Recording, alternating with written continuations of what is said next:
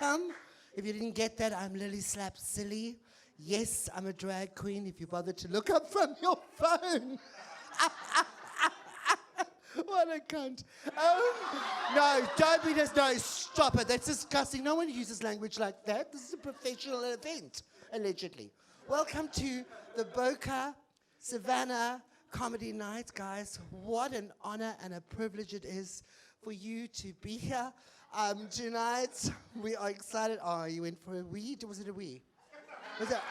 I'm just asking.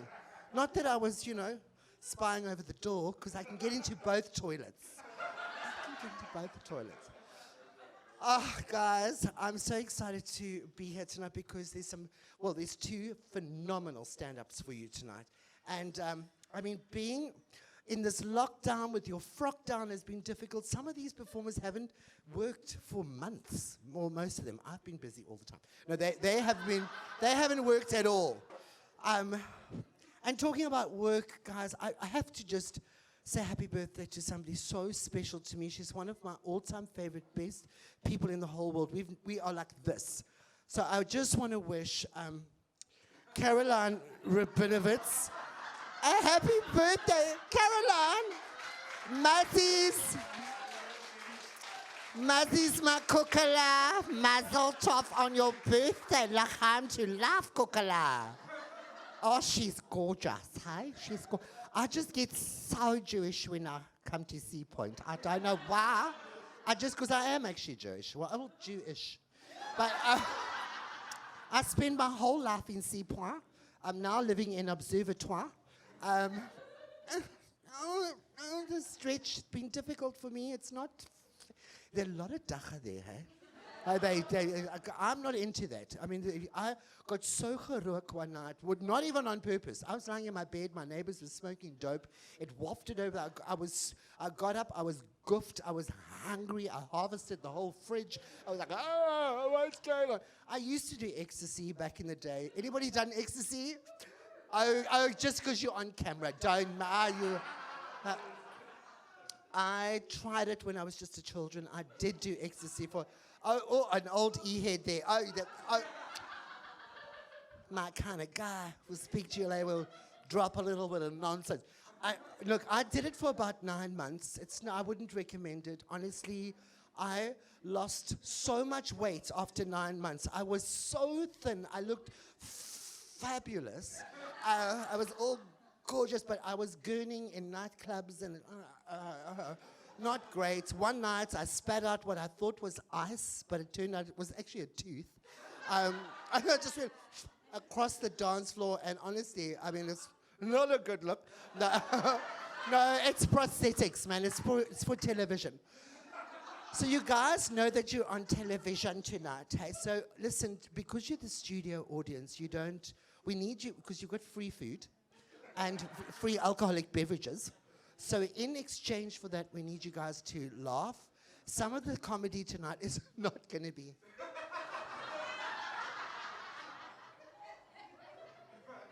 Some of them are not funny. But you guys, so look, it was either you guys or the Waterfront Theatre School. So but none of those, those laughs that you kind of, it's the worst. A stand-up comedian's worst laugh is that one that wants to start laughing, but they don't get there. They don't follow this, they sort of, and then it's like, can you finish it off? All those silent laughs that end off with a sound effect. Like, what is that?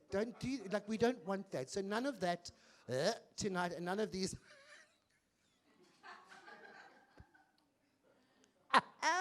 No, don't bother. Just fake it, okay, if you don't mind.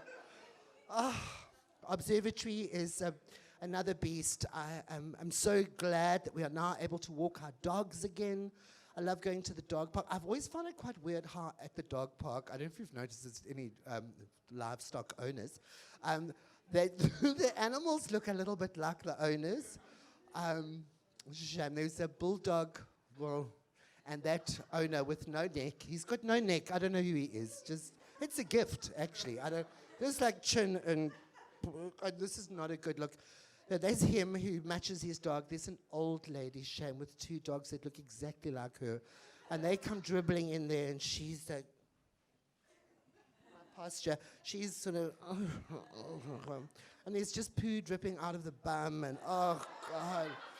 And that's not the dog. That's her. And then you've got some guy who's trying to act all butch, and as soon as the dog runs off, he goes, Bokeh, Bokeh. What is it with that girl voice that men put on when they call their dogs? I don't know. But I love watching the new arrivals in Observatory. I always find it fascinating, especially the Germans. These blonde German chicks arrive in Observatory, and in no time at all, they've hooked themselves a hunky black boy. Like, bam, like that. And they go off and they go and have their hair braided. Because that's the thing. They're trying to get all ethno-bongo, hair braided, and you're thinking, oh, shame, poor bitch. She doesn't realize that's going to grow out. It's going to grow. You're going to look like Dog the Bounty Hunter any second. And you normally see them like at the local spa, and it's grown out, and they look like bastards. And then they've got a skirt inspired by the Hunga Mabasset Nololok tribe. Oh, like a Rondavel. Like, just calm down. Then they've got bare feet, and, you know, and I'm like bare feet. Not a barefoot. Bare. Okay, no, I'll leave it. So that's what happens in OBS. I do love it. I actually just joined Neighborhood Watch because of the guy who heads up Neighborhood Watch, Quibus. Quibus is such a fucking stick, let me tell you. He's got a pair of legs on him. He's got shorts all year round. He wears shorts all year, and a good beard going on there, like a fly half, like a good old, like that. So I joined Neighborhood Watch because I've got a taser, and you get to wear one of their outfits, a fluorescent jacket with belted at the waist, the same belt. I use it for every. I know, it's terrible. Just look at my Facebook page. It's like, this is the belt. It's my go-to. And so the other night we went on a little bit of I had a few drinks, to be honest, also from Observatory. Put a little WhatsApp post out saying, like, thirsty. Obs is such a great community. The drinks were just arriving in my letterbox, a bit of bottle, all home-brewed crap, but it makes you, I was finished. And anyway, so Quibus WhatsApps me and goes, hey, Lilly, we need you to come and help us tonight because we're in a little bit of a walkabout. I'm an insomniac. I don't sleep ever. So I was happy to clip out at 11 o'clock and walk behind Quibus in my fluorescent jacket, snapped at the waist with my taser, which I now own. And they give you a walkie-talkie, which they're very serious about. This walkie-talkie is a very serious tool that they use. And there's codes and words, and I've watched a bit of CSI. I know what's going on. Anyway, so then the walkie-talkie comes alive, and it was like, come in. We've got a black bag corner of Scott and Milton Road. Can you please check it? I don't know why I'm doing it like that, but I think that was how they were speaking, and I was getting all like moist because Quibus was very on it, and I was like, anyway, I just thought I'd taser it. Like that. Anyway, it actually turned out it was my TV remote. I'd grabbed and they looked the same. So anyway, Quibus was, I was pissed and then I thought I'd be cute, like light and fresh and blonde and cute, and I was going, thank you for that. We've got this over and out. Thank you, Roger Moore. And I couldn't. You know when you get that Tourette's, like you can't stop yourself, because I think in my drunkenness I'm hilarious. Roger Moore, thank you. Yeah, over and out, Roger Rabbit. Yeah, Roger Daltrey. Every Roger. Anyway. So guys. Okay, hold on.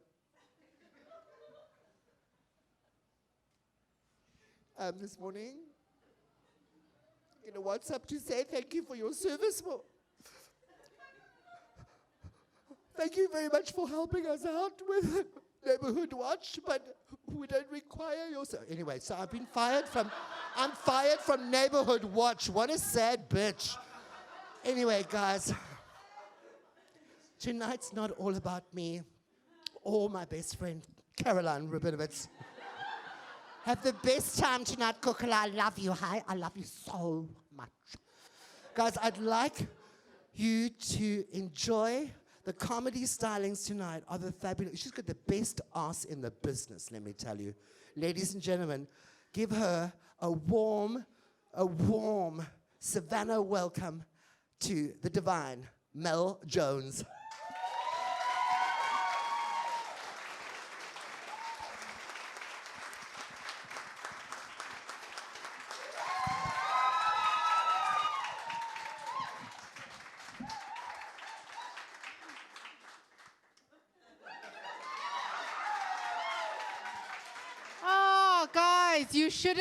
You shouldn't, but fucking do more. It's lovely. Hi, nice. Where's Caroline? Hi, Caroline.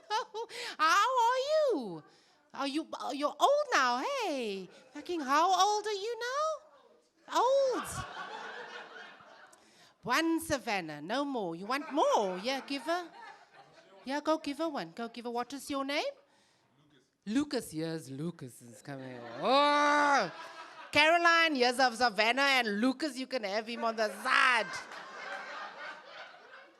We share, we're all sharing, but you have to social distance. So you have to lean back, and he has to lean back, and then you come together at some stage and you walk, but just knees touch, just knees. It's very romantic these days. Are you Lucas's partner?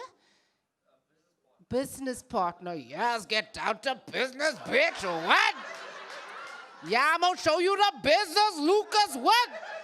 You don't look like you're a rappy type, but I just felt like that would add some of the ambience to the, yeah, motherfucker, what? It's lovely. And your name is?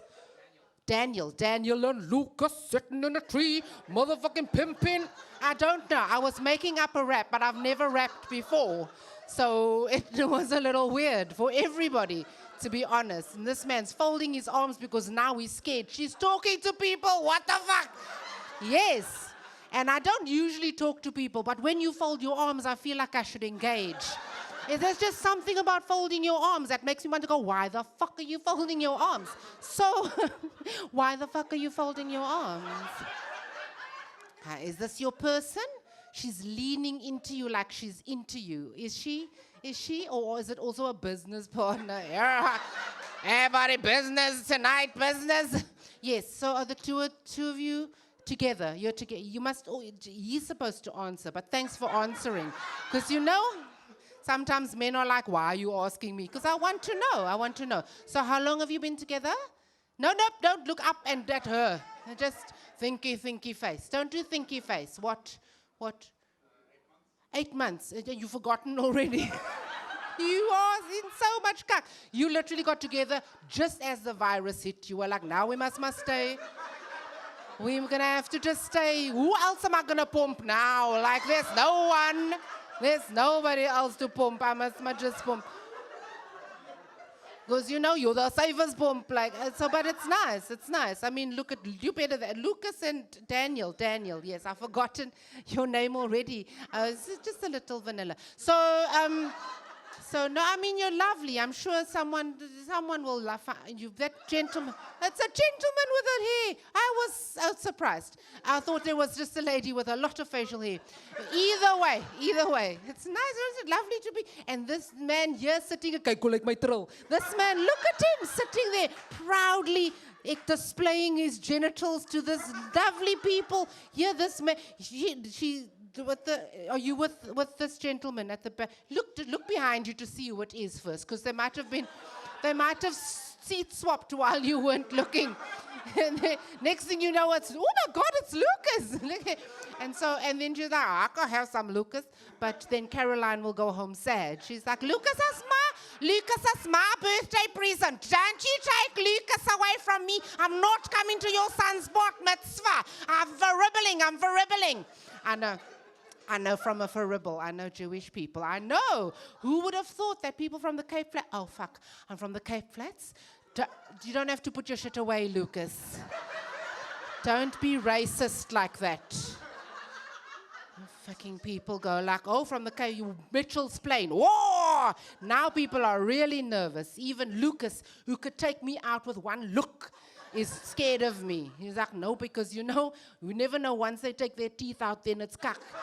So, but you'll be pleased to know these stay. Until I want them to go out there. And then, It's just a little party trick that I have. It's a party trick that I have that I haven't had to use in a while. Because often men go, "Ooh, she's not very attractive when she takes her teeth out." And then when I say my teeth, and they go, "Ooh, those have their benefits." I'm sure. Women are going, "Huh?" Men are going, "Yeah."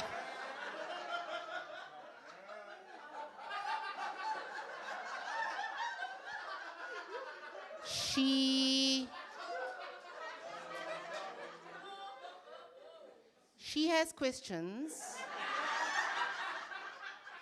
but she's gonna wait till you get in the car and go home to ask those questions.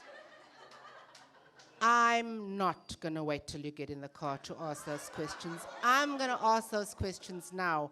What did you mean when I said taking your teeth out has its benefits? Please, I was just like being facetious. I'd like for you to explain, please. No idea. This is what happens when you think with your tully and then your brain catches up and then your brain goes, fuck, now I need to explain. And now it's too late. And so how long have you been with this lovely young lady? Too long. She's fucking done with you. She's after tonight, she's like, I don't give a shit if you bring me to nice events in Sea Point with Caroline's birthday. We're done. So 4 years. That's very long. And so you're not. No, why not? You're waiting for tonight's what? Power ball. Because you don't have balls of your own? Just asking. Why do you need a power ball? Like, surely you have a power ball. I was hoping you would have 2 power balls. Judging by your reaction, seems like we can keep our teeth in for you, though. You think we're fine. So why not now? Why not now? Why not now? Why not now? No pressure. No pressure whatsoever. He was like, please talk to someone else. Please talk to someone else. Lucas, what happened to Lucas? What happened to Lucas? It's fine. And we have these lovely lesbians here in the front as well. Oh, how sweet. And how long have you two been together? Just for la la la la la. La la la la la. La la la la la la la la la. Oh, I love that we're all singing it. It came for comedy and we end with karaoke. It's so delightful. Nice that we're all having a good time. And there's a lovely couple over there. You with your sugar daddy.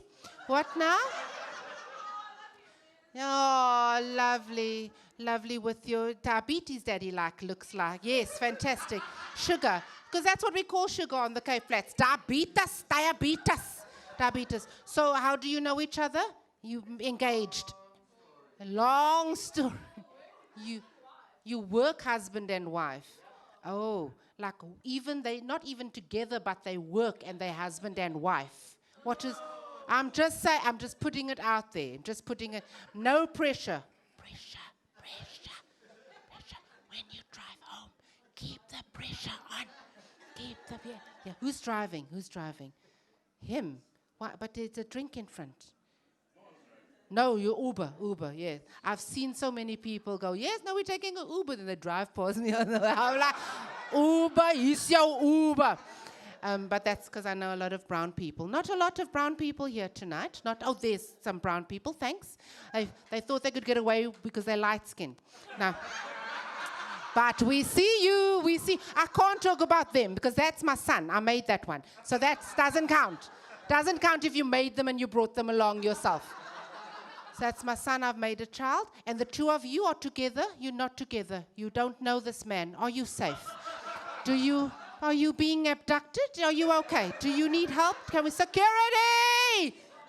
Please help you. I think you're right, because he's sitting there like this and your leg is in between his. So clearly I think you're comfortable. You're very comfortable over there. Fantastic. The two of you going like, she's going to talk about the interracial couple sitting in the middle of the room.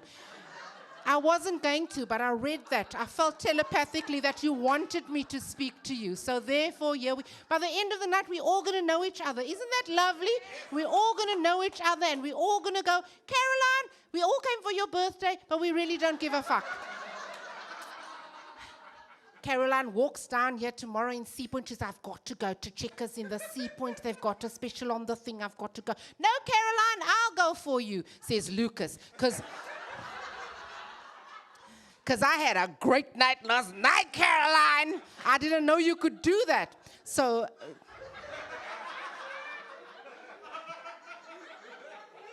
I'm putting words in your mouth, but that's only in preparation for what's going to go in your mouth later tonight.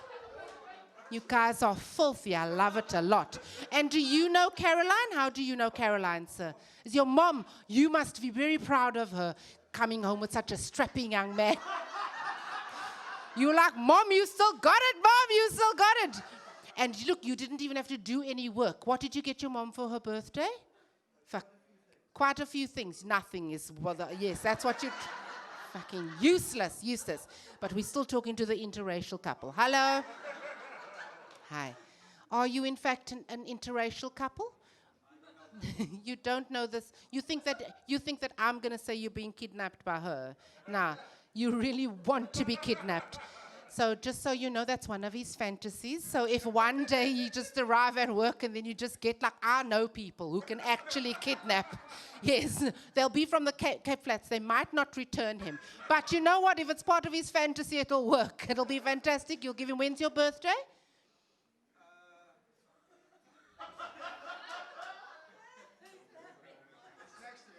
It's next year.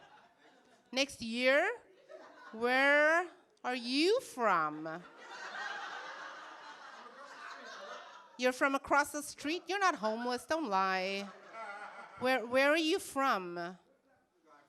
You're from the Netherlands. Oh my God, did you come on a boat? Because now we're scared.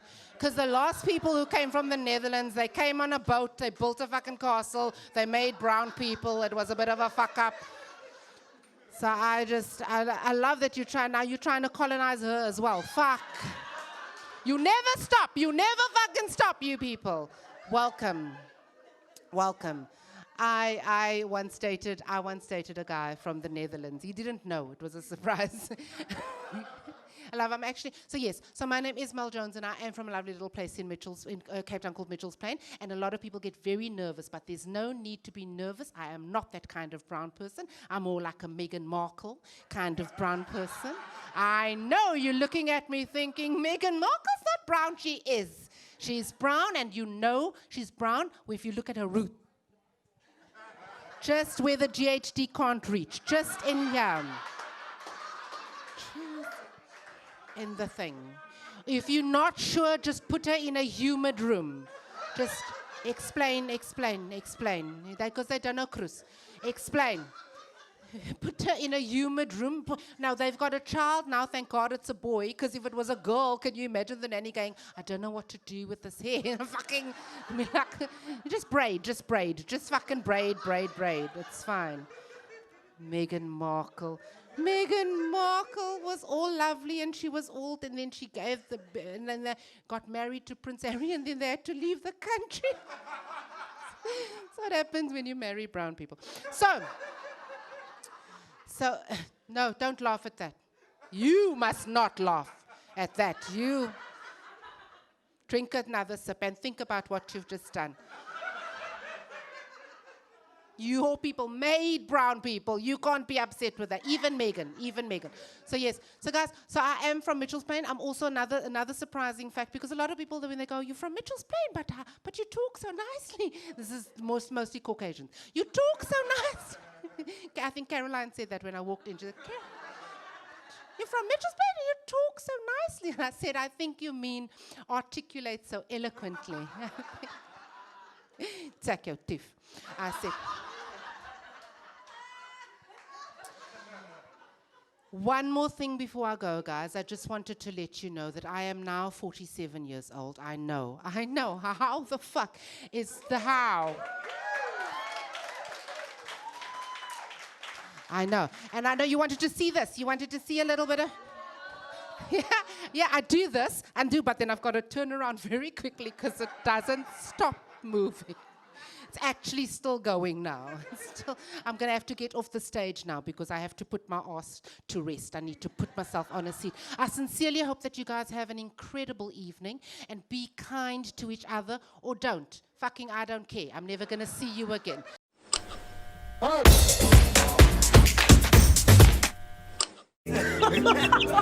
Oh, thank you.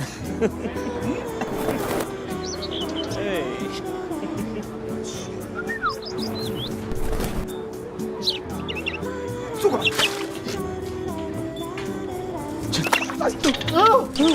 Someone's having a birthday.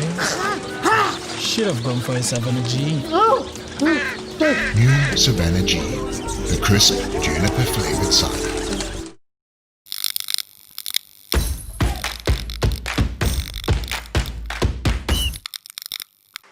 My stomach is so sore after wearing this belt. Mel, you are Vice, honestly, Gertrude. Da Hazel, for me, it's Beulah. Anyway, don't worry, you can Google it. Guys, so I've had fantasies during this lockdown because there's a lot of time on a girl's hands. And I've been fantasizing about all kinds of things, and one of them is traveling. I really miss traveling, but you know, I don't love .com. I'm not allowed to say their name out because I don't want to get sued or anything. But I have in my head come up with this fantasy airline. I'm going to share it with you because that's, you know, my job.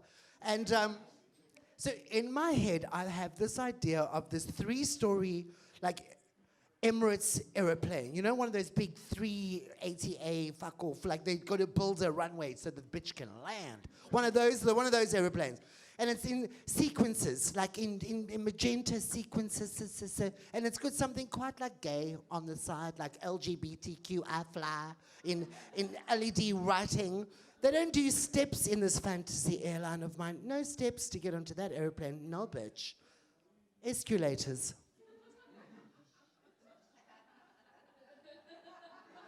Let's Waterfront Theatre School. It's called miming. It's acting. I'm doing acting. It's good, eh? I can do the steps as well. Delia Sainsbury. No, never mind. So, and you get to the top, and there's Adele. Hello, it's me. Hello. What? Hi. You get inside in my fantasy, and there's all British Airways flight attendants. Awfully British, very British. Hello, Lilly Slaptsilli. Welcome aboard, darling. 7B. I don't know why I always pull this face when I think of British people. Welcome aboard. 7B. Thanks so much.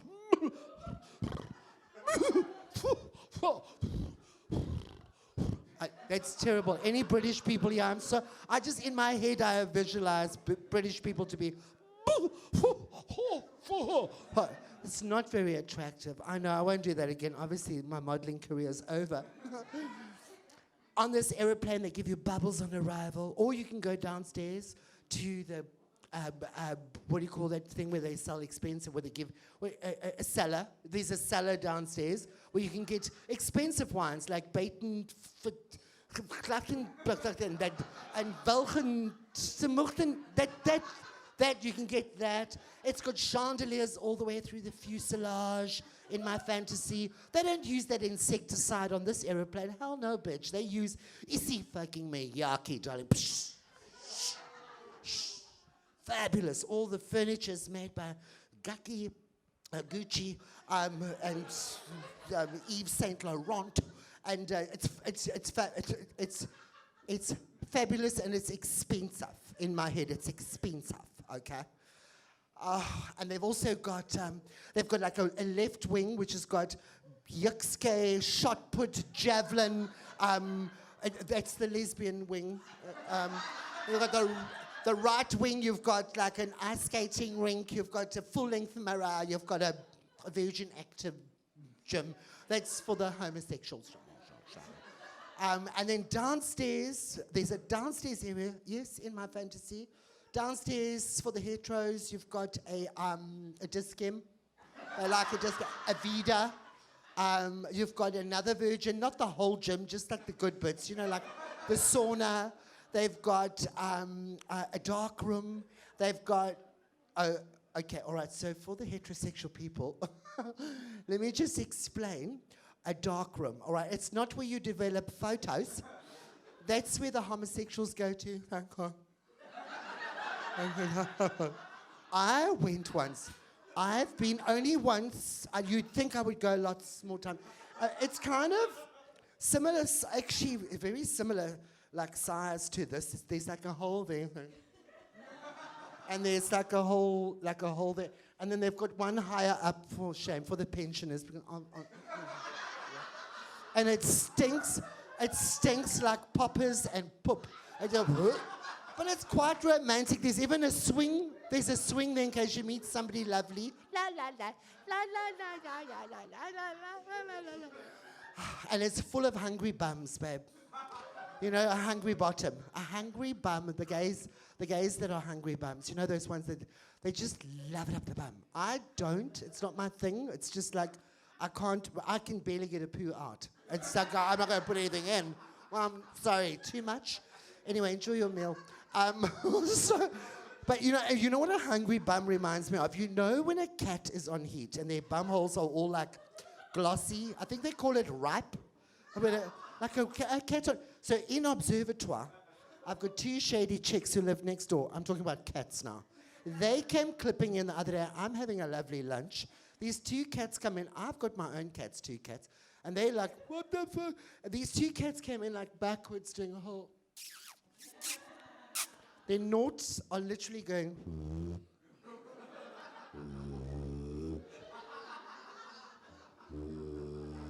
And it's got like a suction. It's got a suction off my lunch plate. Potato. Piece of chicken. I was like, why? It came out deboned. Peas. I mean, it's just I'm like, honestly, horror. I mean, the right thing to do is this.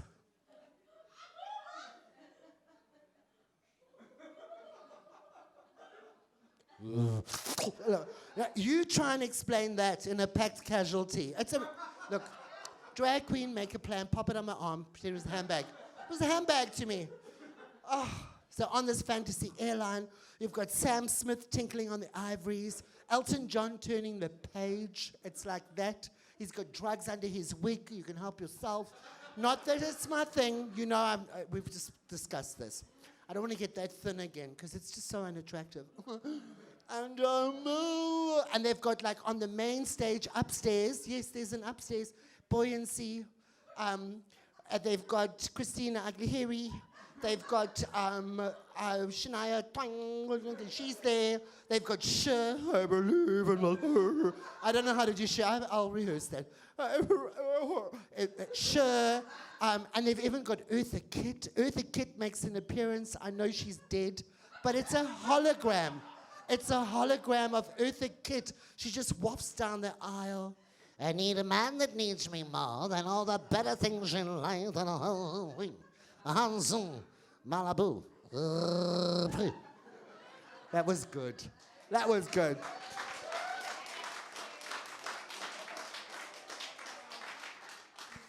Anyway, it's all a fantasy.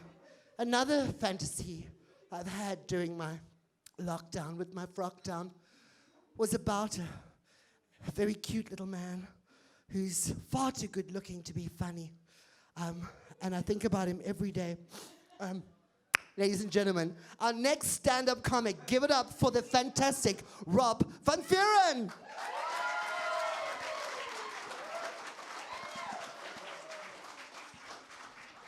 Oh, no. Oh. Thank you. I like how they put the mic at my height. That's fantastic. Thank you so much. Give it up for Lilly Slaptsilli, please. Yes. Amazing. Amazing. And again for me. For me. Woo! Yes. Woo!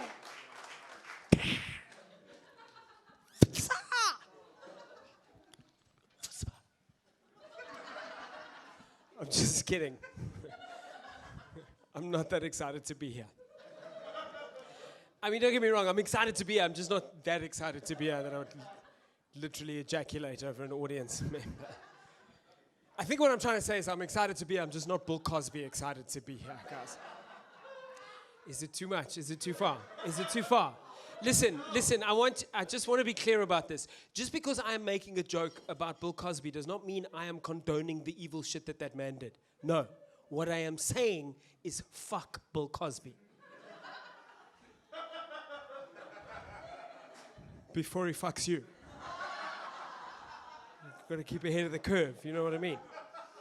This is a beautiful audience. You guys are amazing. Fucking business time over here. Lesbian time over there. Caroline and her son. I can't figure out if Caroline looks fucking amazing for her age or her son just looks fucking shit for his age.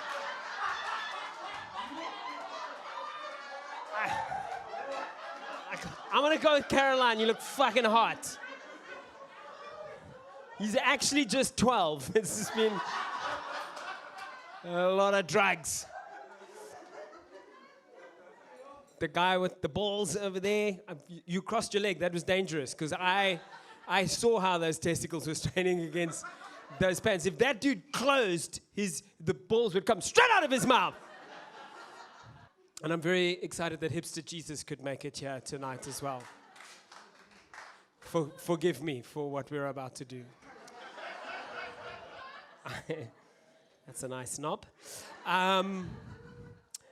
Listen, I just want you guys to know that I'm not here in my capacity tonight as a stand-up comedian. I think you've already gathered that so far.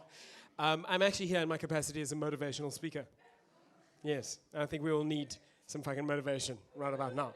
You might be surprised to hear that I'm a motivational speaker. I myself didn't know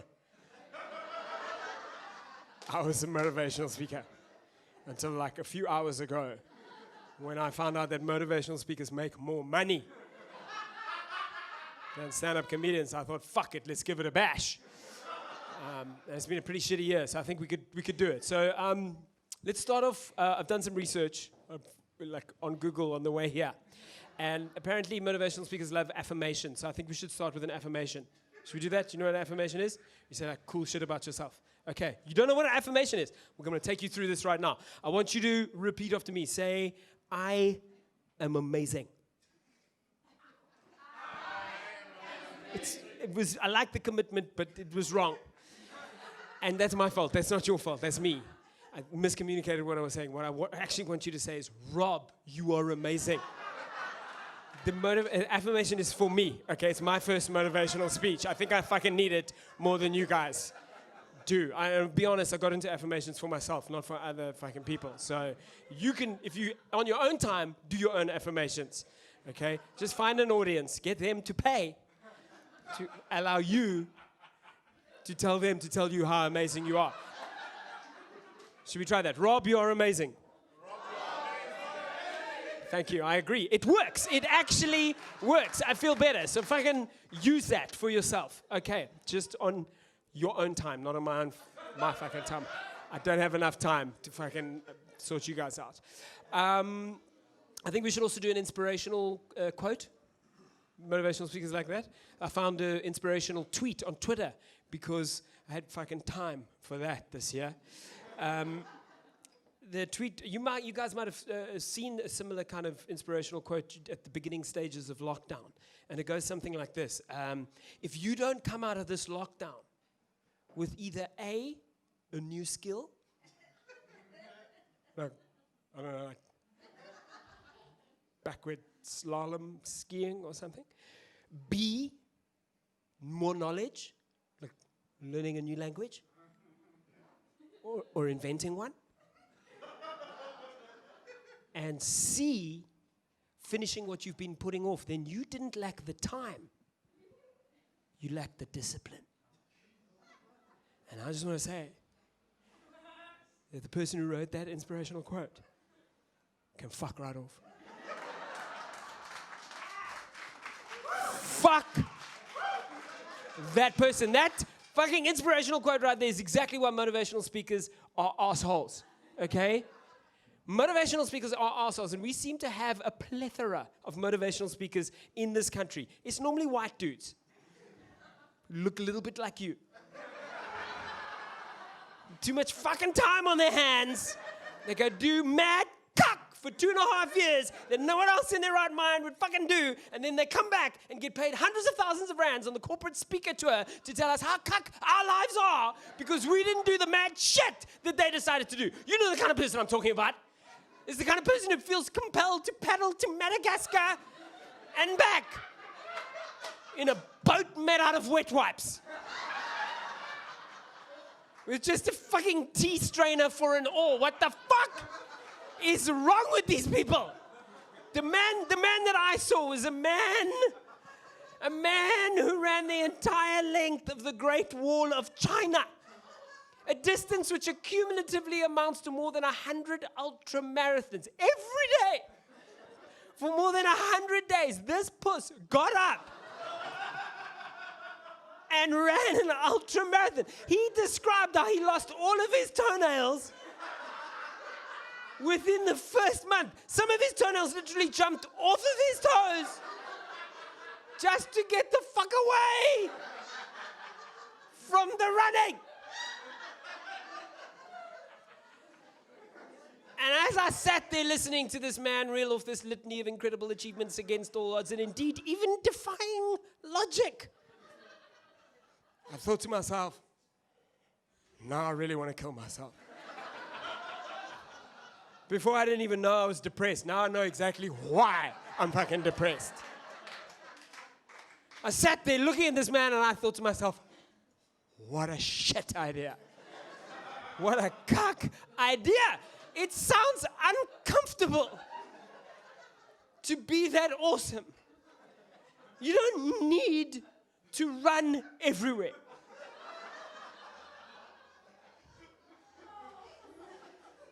Get an Uber. I think it was at that point I realized my life's purpose is not to be a motivational speaker. I'm more of a demotivational speaker, as Caroline's son has already found out. And I'm sorry, it's because, this is the thing. I think there's a problem here.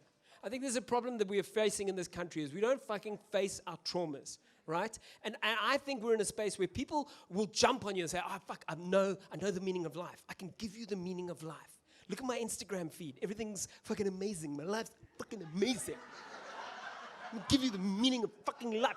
Fuck people who tell you they can give the meaning of life. They don't know, okay? No one fucking knows what is going on. We have no fucking idea. We have no idea. Look at hipster Jesus. He doesn't even fucking know. Don't believe people when they say they can sum up the meaning of life to you. Life is not an inspirational quote emblazoned across a sunsetted sky on Instagram. Life is not a fucking keep calm meme, Caroline. You keep calm. I'm trying to keep my fucking shit together, yeah. Don't believe people when they say they can sum up the meaning of life. No one knows. We can see the meaning of life, yes, sure. We can see it off in the distance. We can even reach out to it. We can even grasp it in our fingertips. But we just can't pull it towards ourselves. That's life. It's like one of those paper towel dispensers in a public toilet with just that thin little slither of paper toweling. Your hands are wet. All you want to do is dry your hands. But your wet fingertips keep coming away with bits and pieces of paper. How are you supposed to dry your hands with that shit? It's not sustainable.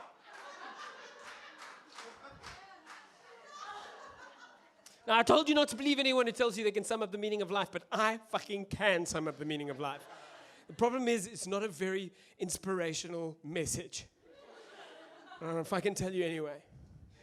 I found out the true meaning of life recently when I went to the cuckest place on earth.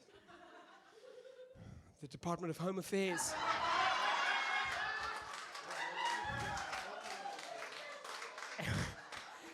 In Wynberg, Cape Town. Now let me Let me qualify this statement, guys. The Department of Home Affairs in Wynberg, Cape Town is not the cuckest place on earth because it's filled with cuck people renewing their cuck little ID books, trying to prove the existence of their cuck little identities. No. The Department of Home Affairs in Wynberg, Cape Town is also not the cuckest place on earth because it's full of cuck people who hate their cuck jobs, renewing your cuck little ID book, trying to prove the existence of your cuck little identity. However, the Department of Home Affairs in Wynberg, Cape Town is the cuckest place on earth. If you go there to renew your cuck little ID book and prove the existence of your cuck little identity, and halfway through you realize that you need a cuck.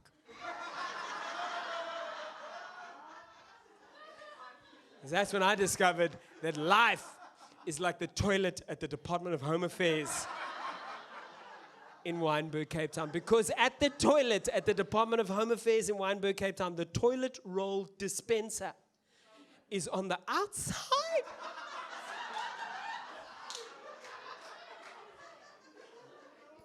On the toilet. Which means, because I can see you trying to do the fucking maths here. What that means is that you have to decide how much you are going to shit before you go in there.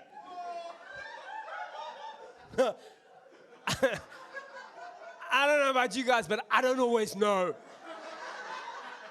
what kind of poo it's gonna be before it happens. You know what I mean? Sometimes I'll have like what I think is a normal poo. I think to myself, that's a fucking normal poo. And everything does in fact seem normal right up until the point where you press flush and fuck all happens. It just sits there, staring at you and its beady little poo eyeballs, and you have to beat it back with a toilet brush. Sometimes I'll have a poo that I can be proud of. I will. I like thinking to myself, there's a man's poo. It's like a poo of a lumberjack or something. You know what I mean? It's like the kind of poos that guy has. A poo the size of one of his testicles. A fucking the size of a medium dog. You know what I mean? And like, I'm proud. I'm a proud person. I want to check to see what I created. And then I look. And there's nothing there. It's like a ghost poo. It's like a ghost ninja poo. I think all I'm trying to say, guys, is we don't know. We don't know what kind of poo we're going to have before it happens. And I think that's the reason why people were stockpiling toilet paper at the beginning of lockdown. Because we did not know how much shit we were in. We didn't fucking know, guys. And I've spent this entire lockdown fucking festering about fucking motivational speakers. And I realized motivational speakers are not the heroes we need. And I think lockdown showed us who are the heroes, right? It's essential services, right? It's the fucking nurses and the doctors. It's the taxi drivers. It's the Garchie spraying people's hands with hand sanitizer before they get into the taxi to go after their fucking essential service. It's the checkers teller, right? It's those people. It's not the fucking motivational speakers. You know where the motivational speakers were in lockdown? Running around and around and around their house in a desperate attempt to set a new Guinness World Record for being the biggest tourist to run the furthest distance without actually fucking getting anywhere. My message to you guys is you're doing enough. You've done enough. You got this far. Well, fucking yeah, you've done too much, Caroline, son, clearly. But you've done fucking enough. You know what I mean? I think if anything, what this year has taught us is we need to stop every now and again and just acknowledge what the fuck is going on. Like if shit is shit, let's fucking agree to that. It's shit. We move on too quickly from our trauma in this country because we're traumatized by fucking everything. We're moving on so quickly to the next fucking crisis. We've forgotten about the drought. It wasn't that long ago, guys. We've moved on to a whole new fucking crisis, and we've forgotten about the drought. The drought was hard, guys. It was like the worst drought in living memory in the city. You remember, right? I know. It was particularly hard for white people. It was. Caroline knows what I'm fucking talking about. Fuck you, Lucas. It's true. Don't look at me like that. You know why? Because white people in this country, we don't know how to suffer properly. We don't. We are not fucking accustomed to it. White people in Cape Town didn't even know there was a drought happening in Cape Town. Until we went to the Woolies and there was no water there. That's when white people started to take the drought seriously in Cape Town. We're like, where's the fucking sparkling water?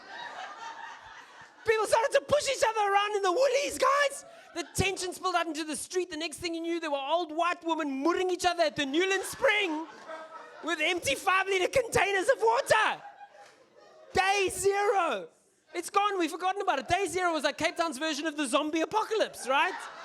There were white people roaming the streets of Rondebosch going, ah, day zero. I haven't bathed in months. And people outside of Cape Town did not give a fuck about our drought. They didn't care, especially people from Joburg. Is anyone from Joburg here tonight? Joburgers? No, this is a safe place. You look like you're from Joburg. You get the fuck out of here right now. You get out of here. They don't care in Joburg. You know why? Because in Joburg, their water falls from the sky. You know how mad that cuck is? Even the sky in Joburg was pompous about this cuck. The sky in Joburg was like, I can do more. I can do more, but other skies are giving 100%. I feel like I can give 150%, but I feel like I need to diversify my portfolio. Other skies are giving you water. Sure, every sky is giving you water. I'm going to give you more than just water, but I'm going to give you water and ice. Pow, pow, pow, pow. That's Joburg sky. Rain, hail, thunder, lightning. You know what Cape Town sky did for 22 and a half months? This.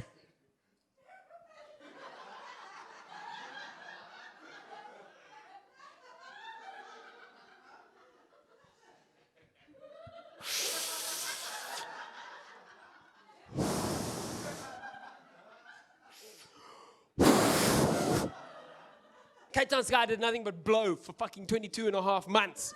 And we are still traumatized by that drought. We are still traumatized to this day. A Cape Townian to this day can hear a leaking pipe from 3 kilometers away, underground. You'll be talking to someone and halfway through the conversation, you will hear that leaking pipe. You're like, hi, what's your...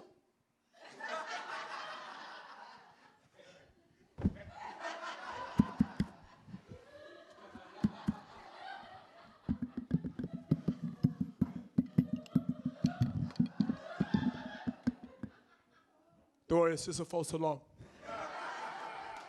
It's not a leaking pipe.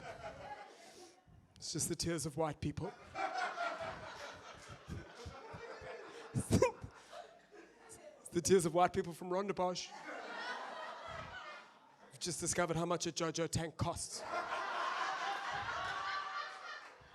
And how fucking long it takes to get delivered. We don't acknowledge our trauma, guys. And that's why, as South Africans, we latch onto sporting events to give our lives meaning, right? That's why the World Cup meant so much to us. And it's kind of bullshit, you know? We need to fucking get some meaning from, like, actual real life. Like, don't get me wrong. There's nothing wrong with celebrating the fact that we won the World Cup. It was fantastic. Nothing wrong with replaying that clip of Ches and Colby sidestepping Owen Farrell over and over and over again, right? And look, I'll be honest. As South Africans, we learned a truly beautiful thing at the World Cup. We did. No matter what our background was, no matter our race, our color, our creed, our religion, we all learned one true, beautiful thing. And that is that Faf de Klerk only has one pair of underpants. But we stopped dealing with our shit. All of a sudden, everything that was irritating us, problems that we were having, we ignored them for a second. Load shedding. It was like, suddenly it was like an opportunity to become like business partners. You know what I mean? And then afterwards, there was cool shit that happened. There was like amazing stuff because we were desperate for good news. We're so fucking desperate as South Africans. We had like Shoma Josie broke into the international market with the hit single John Cena. Remember that? We had the first Isikhosa Miss Universe. Incredible. We even had the KFC proposal. You guys remember that? Remember the KFC? You have no fucking idea what I'm talking about. Let me explain. KFC proposal was a guy who proposed to his girlfriend in the KFC. And someone videoed it and put it on the internet. And then some fucking asshole came out and said mean things about this guy. Like, "Ooh, you're so cheap. Who the fuck, proposes in a KFC?" And we as South Africans were having none of it. We were like, not today, Satan, not today. And we rose up like one on Twitter, and we were like, fuck you, man. South African celebrities were like, fucking, I'll MC your wedding, I'll DJ your fucking wedding. The people started donating livestock to be slaughtered at the wedding. Do you remember that? The amount of sheep and cattle on the fucking timeline, guys. It was too much. They couldn't slaughter it all. They started selling them back to the KFC across the road at a fucking profit. Corporate South Africa started to desperately out-empathize each other. They were throwing money at this couple. Their debt was eradicated. It was incredible. And I know what you're thinking. You're thinking, Rob, but that's what we are as South Africans. That's what we are. It's this wonderful opportunity, this generous outpouring of love. We come together as one and we show love. You're wrong. You're wrong. Because this is the truth. None of that shit would have happened. None of it would have happened had that first person not been an asshole. We wouldn't have given a fuck. No one would have cared. And let's be honest, that person was just saying what we were all fucking thinking in the first place. Who the fuck proposes in a KFC? It's a bad life choice. Yeah, sure, maybe you're going in to make a streetwise too, but you're going to come out with a zinger combo. That's what fucking happens at the KFC, right? So the point I'm trying to make here before I go, guys, is this. First of all, you've done enough. Take a moment to acknowledge your trauma. Second of all, and most importantly, we need assholes. We do. Without assholes, we don't know if we are the asshole or not. We don't know. It's a point of reference.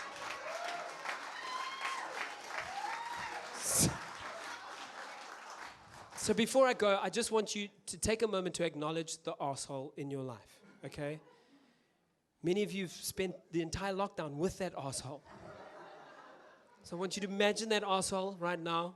Even look into your asshole's eyes. Or just the one eye. If you have a hungry asshole, you can look into that. And I want you guys to repeat after me. Say this. You are my asshole. Everyone needs one. Thank you for being mine. I noticed, sir, you didn't say anything there, but that's okay, because you can be your own asshole. Thank you so much for having me. My name's Rob van Vuuren. Give it up for your host, Lilly Slaptsilli. Wow, ladies and gentlemen, Rob van Vuuren. Oh my, oh. If there was two of him, I could hear earrings. I'm just thinking. Honestly, Rob, what a treat. Rob van Vuuren, ladies and gentlemen, when he was talking about his leaky pipes, I felt it in my pipe. Guys, thank you for coming out tonight to Savanna Comedy Night here at Bokeh, in case some of you don't realize where you were. Travel safely. And again, to my bestie, happy birthday for tonight. You are my absolute Caroline. Yeah, you are.